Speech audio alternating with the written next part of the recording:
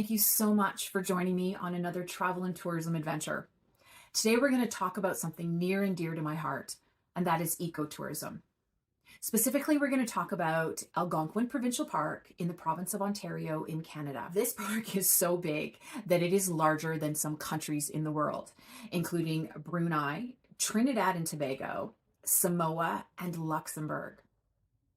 Now, the Algonquin peoples have inhabited this area and the entire Ottawa Valley, actually, for about 8,000 years. Some of the animals that inhabit the park that you might see when you're there are white-tailed deer, black bears, wolves, moose, chipmunks and squirrels, although you can see them in a lot of other places too, and turtles.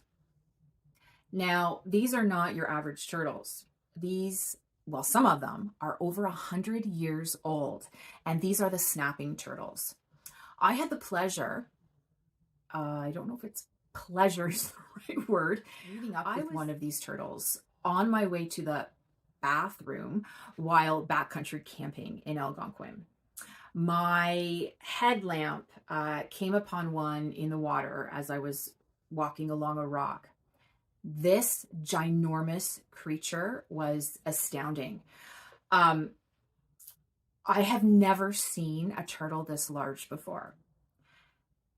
You'd think I was afraid of bears, and I was, but now I am so afraid of these turtles.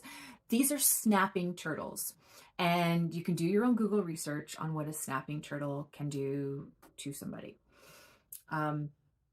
There are trees in Algonquin that are over 400 years old.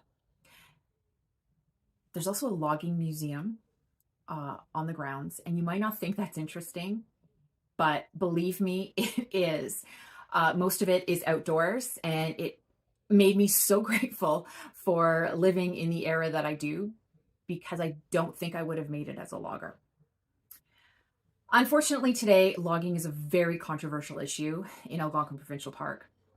Most tourists, and I'm going to say most Ontario residents, do not know that almost 2/3 of the park is leased for logging.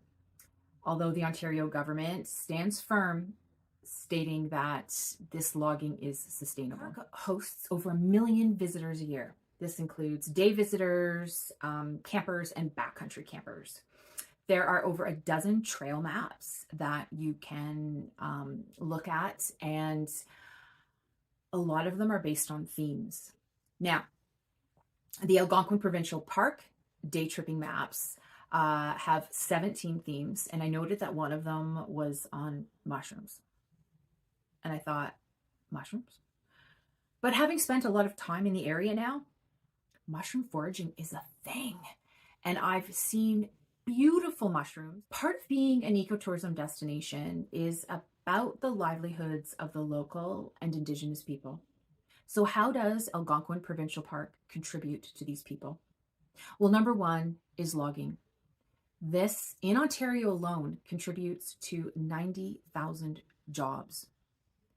So likewise, there is an ongoing lawsuit between the Algonquin people and the Ontario government. The Algonquin claim that the government did not enter into a treaty with the Algonquin peoples for use of their land.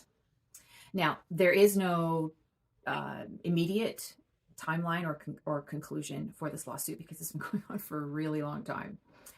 But one of their claims with regards to Algonquin Provincial Park is that the Ontario government would continue to manage it, but the Algonquin people would like a greater say in the planning process. So I'm not sure if you've read the case study yet, but I hope that this provides you with some additional information, because your job is to determine whether or not Algonquin Provincial Park is a true ecotourism destination. Some say it is, some say it's not, but you are the decider today. Thank you so much for joining me on another trip. And I'm just so grateful, and I hope to do another one soon. Bye for now.